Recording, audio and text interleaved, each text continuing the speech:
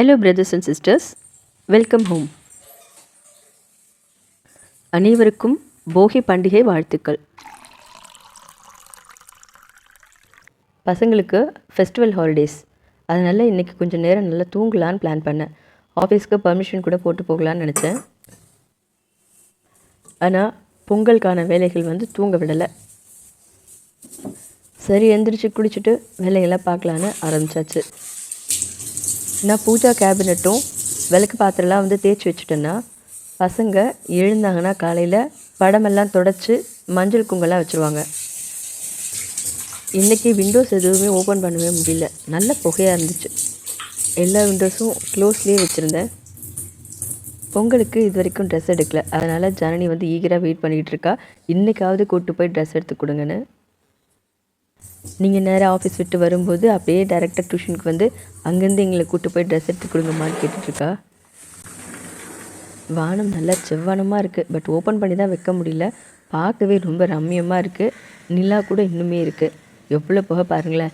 திடீர்னு பார்க்கும்போது பனி மாதிரி தெரியுது, ஆனால் இது நல்ல புகை. பூஜா வெசல்ஸ் எல்லாம் வாஷ் பண்ணி வச்ச பிறகு ஏதாவது சிம்பிளாக சமைச்சிக்கலாம் அப்படின்னு பிளான் பண்ணியிருந்தோம். வீட்டில் கேரட் பீன்ஸ் இருக்குது, பட் அது சமைக்கிறதுக்கு இன்றைக்கி மூடில்ல. எனக்கு தேங்காய் சாதம்னா ரொம்ப பிடிக்கும். பசங்களுக்கு அந்தளவுக்கு பிடிக்காது, பட் வருஷத்தில் ஒரு தடவையாவது நமக்கு பிடிச்ச மாதிரி சாப்பிடணும் இல்லையா?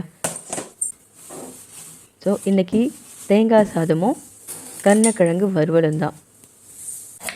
எனக்கு பூஜை வேலையெல்லாம் இன்னும் முடியல. 4:30 ஆரம்பித்து பண்ணிகிட்டு இருந்தேன், ஆனாலும் எனக்கு இன்னும் முடியல. ஸோ ஜேபி கொஞ்சம் சின்ன சின்ன ஹெல்ப்பெல்லாம் பண்ணிகிட்டு இருந்தார்.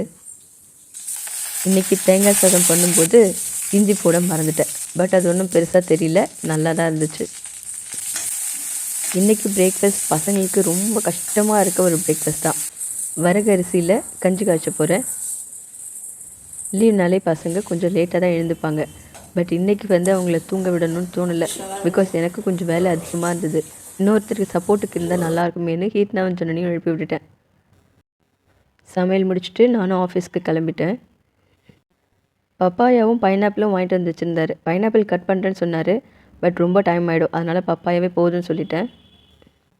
இன்றைக்கி 2 துண்டு கருணக்கிழங்கு வாங்கிட்டு வந்திருந்தார். ஆக்சுவலாக ஒரு துண்டே எங்களுக்கு போதுமாக இருக்கும், பட் நான் 2மே பண்ணலான்னு சொல்லிட்டேன். பிகாஸ் வரகரிசி கஞ்சிக்கும் சைட் டிஷ்க்கு சூப்பராக இருக்கும் இல்லையா? ஜனனி மேடமை டியூஷனில் கொஞ்சம் ஸ்ட்ரிக்டாக பிடிக்கிறாங்க போல தெரியுது. அம்மா ப்ளீஸ்மா இன்றைக்கி நான் லீவ் போட்டுடுறோம்மா அப்படி கொஞ்சம் கோச்சிக்கிட்டு உட்காந்துட்டு கேட்டுட்ருக்கா. ஹீத்து விளக்கு சாமான்லாம் தொடச்சிட்ருக்கா. மஞ்சள் குங்குமெல்லாம் வச்சுருவா. எனக்கு டைம் ஆகிடுச்சு, நான் கிளம்பிட்டேன். போனேன், பட் அதே ஸ்பீடில் திரும்ப வந்துட்டேன். ஏன்னு சொல்லுங்கள் பார்க்கலாம். முடியல. வெளியில் இன்னுமே புகை மூட்டம் கலையில். இப்போ இருக்க பனியே தாங்க முடியல. என்னமோ ஊட்டி கொடைக்கானலில் இருக்க மாதிரி இருக்குது, சென்னையில் இருக்க மாதிரி இல்லை. இப்போ புகையும் சேர்ந்துருக்கு. இப்படியே போனால் கட்டாயம் மூச்சு விட முடியாது. ஸோ நம்மளோட சேஃப்டி வெப்பன் எடுத்தாச்சு, மாஸ்க். இப்போ கொஞ்ச நாளாக இந்த ஒயிட் கலர் காட்டன் மாஸ்க்கை ரெகுலராக யூஸ் பண்ணிகிட்ருக்கேன். பிகாஸ் இப்போ கொஞ்சம் உடம்பு சென்சிட்டிவாக இருக்குது. கொஞ்சம் டஸ்ட்டு பட்டாலே உடனே கொஞ்சம் ஒரு மாதிரி ப்ராப்ளம் வருது. நேற்று நைட் ஜேபி கிட்டே கேட்டேன், ஏதாவது வீட்டில் இருக்க பழைய பொருள் எடுத்துகிட்டு போயிட்டு போகிக்கு தீல எரிக்கலாமா அப்படின்ட்டு. வேண்டாம் உனக்கு செட் ஆகாதுன்னு சொல்லிட்டாரு. காலையில் தெருவெல்லாம் போகி கொளுத்தி வச்சுருக்கிறத பார்த்ததும், நீ காலையில் எழுந்தியே என்னை கூட சேர்த்து எழுப்பியிருந்தீங்கன்னா நம்ம 2 பேர் போயிட்டு போகி கொளுத்திருக்கலாம்லன்னு கேட்குறாரு. மெட்ரோ ஸ்டேஷனில் அழகாக கோலம் போட்டிருந்தாங்க. ஒரு பக்கம் கோலம் முடிஞ்சிச்சு, இன்னொரு பக்கம் அப்போ தான் ஸ்டார்ட் பண்ணியிருந்தாங்க. இன்றைக்கி ஆஃபீஸ் கிளம்புறது கொஞ்சம் டல்லாக தான் இருக்குது, பட் இன்னொரு குஷியான விஷயம் இருக்குது. அடுத்து சண்டே வரைக்கும் ஹாலிடே. இன்றைக்கி ஈவினிங் கட்டாயமாக பர்மிஷன் போடணுன்னு பிளான் பண்ணி வச்சுட்டேன். பால் பாக்கெட் வாங்கி வச்சுருந்தாங்க. 4 o'clock ஆஃபீஸில் பர்மிஷன் போட்டு வந்துட்டேன். அப்படியே ரிட்டன் போகும்போது எடுத்துகிட்டு போக சொன்னாங்க, எடுத்துக்கிட்டேன். நான் கொஞ்சம் நேரம் ரிலாக்ஸ் பண்ணிவிட்டு ஏதாவது சமைச்சு வைக்கலான்னு பிளான் பண்ணியிருக்கேன். பசங்க டியூஷன் போயிருக்காங்க. காலையில் மஞ்சள் குங்குலாம் வச்சு கொஞ்சம் எடுத்து வைங்கம்மான்னு சொல்லிட்டு போயிருந்தேன்.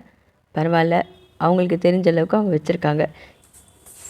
பசங்க டியூஷன்லேருந்து வரதுக்குள்ளே நான் சாப்பிட்றதுக்கு ஏதாவது ரெடி பண்ணி வச்சேன்னா கொஞ்சம் ஏர்லியராக கிளம்பி போயிட்டு அவங்களுக்கு ட்ரெஸ் எடுத்துகிட்டு வரலான்னு நினைக்கிறேன். ஃபெஸ்டிவலுக்கு எடுக்கிற மாதிரி ட்ரெஸ்ஸெல்லாம் எடுக்க போகிறதில்ல. அவங்களும் வேண்டான்னு சொல்லிட்டாங்க. ஆல்ரெடி எடுத்த ட்ரெஸ் எல்லாமே அப்படி போடாமல் இருக்குது. அதனால் வீட்டில் போட்டுக்கிறதுக்கு தேவைப்படுற மாதிரி டிஷர்ட்டு, பேண்ட் அது மாதிரி எடுத்து கொடுக்க சொல்லியிருக்காங்க. எனக்கும் ஜேபிக்கும் ட்ரெஸ் எதுவும் எடுக்க போகிறதில்ல. பசங்களுக்கு மட்டும்தான் இன்றைக்கி பர்ச்சேஸ். நாளைக்கு பொங்கல் செலிப்ரேட் பண்ணுறதுக்கு வீடெல்லாம் துடைச்சாச்சு, விளக்கு சாமான்லாம் துலக்கியாச்சு. ஆஃபீஸ் போயிட்டு வந்துட்டு ஒரு ஃபெஸ்டிவல் செலிப்ரேட் பண்ணுறது அப்படின்னும்போது கொஞ்சம் ஹெவியாக இருக்க மாதிரி தான் ஃபீல் ஆகும். பட் இப்படி முன்னாடியே கொஞ்சம் ப்ரிப்ரேஷன்ஸ் பண்ணி வச்சிட்டோம்னா கொஞ்சம் லைட்டாக ஃபீல் ஆகுது. உங்களுக்கும் அப்படி தானே? பாய்.